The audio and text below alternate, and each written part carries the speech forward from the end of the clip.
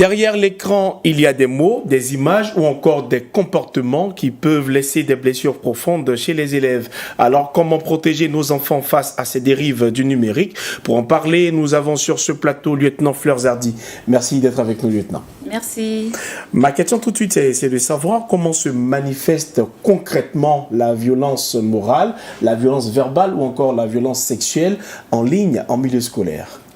La violence morale, la violence verbale et sexuelle en ligne, en milieu scolaire, se manifeste de plusieurs manières. Nous allons commencer d'abord par la violence morale. Lorsque nous parlons de violence morale, nous parlons de tout ce qui est psychologique, qui atteint psychologiquement l'élève.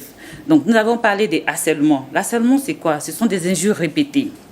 Après, nous allons parler de moqueries et de rumeurs, de fausses rumeurs à l'encontre de l'élève. D'accord. Puis, il y a l'exclusion numérique.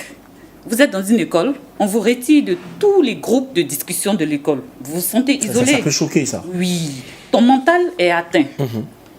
Et enfin, nous avons le cybertacking, qui est une sorte de surveillance obsessionnelle du réseau de cet élève-là. Okay. Puis, nous avons la violence verbale en ligne, qui se manifeste par un abus de langage. Des commentaires violents, des commentaires haineux sur les réseaux de cet enfant-là. Et nous avons la violence sexuelle en ligne qui se manifeste par la sextorsion. La sextorsion qui est la publication de vidéos ou de photos à caractère sexuel. C'est-à-dire la menace de publication ou la publication de vidéos ou de photos à caractère sexuel. Nous avons le grooming. Le grooming, c'est le fait pour un adulte sur les réseaux sociaux de rentrer en contact avec un enfant dans le but d'avoir des relations sexuelles avec cet enfant ou des avantages. Et tout ce que vous citez là, ça se vit en Côte d'Ivoire? Bien sûr, ça se vit en Côte d'Ivoire. Oui. Alors, ce sont des actions qui ne sont pas sans conséquences. Hein. Oui. Ma question prochaine, c'est celle-là. C'est quoi les conséquences de ces violences numériques sur les élèves, tant sur le plan psychologique que scolaire? Nous allons commencer d'abord sur le plan psychologique.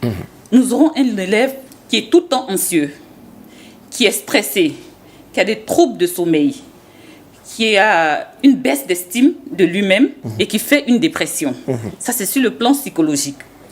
Sur le plan social, nous aurons un élève qui est tout le temps isolé, de peur d'être jugé, et qui n'a même pas confiance en ses amis et en ses parents.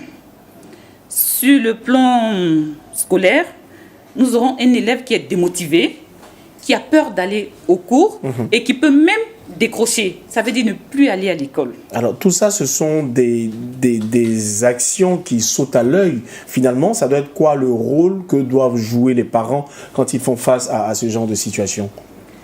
Les parents doivent jouer un rôle très important. La formation d'un enfant débute à la maison, avec les parents.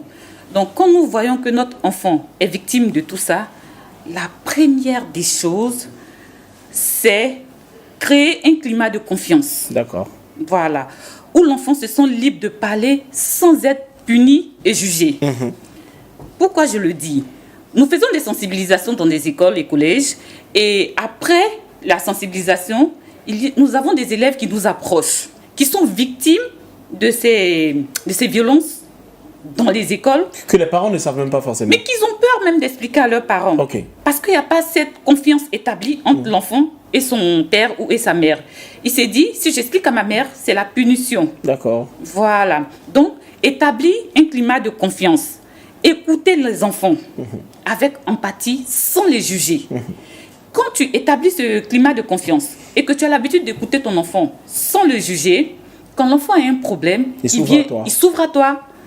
Et ça évite beaucoup de choses. Puis, le parent doit sauvegarder, quand il est informé, il doit sauvegarder les preuves. Pourquoi sauvegarder les preuves?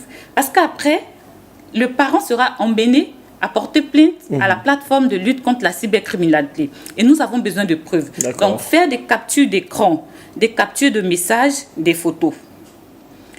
Après, signaler. Quand vous voyez que votre enfant regarde des contenus nuisibles sur des plateformes, il faut signaler puis bloquer. Nous demandons aux parents, donc nous encourageons les parents de contacter généralement les écoles.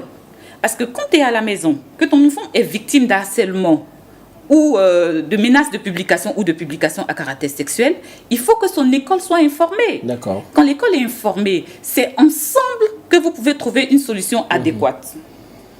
Alors, ça sera ma dernière question. C'est vrai que vous venez de parler aux parents, mais je pense qu'il y a également un message à donner aux jeunes ainsi qu'à la communauté tout entière. Oui, nous disons toujours, concernant d'abord les parents, apprendre à se former sur les dangers liés au numérique afin de pouvoir aider leurs enfants. Le numérique, quand tu ne maîtrises pas le numérique, tu es l'alphabète. Mais il faut que nous, parents, nous puissions maîtriser les dangers du numérique afin de les inculquer aux enfants. Donc c'est à nous, parents, de demander aux enfants de savoir se comporter en ligne. Merci beaucoup, lieutenant. Merci. Merci beaucoup, lieutenant Fleur Zadi, pour toutes ces précisions et recommandations utiles. Mesdames et messieurs, la protection des élèves en ligne reste un défi collectif qui appelle justement à la vigilance des parents, des enseignants et de toute la société.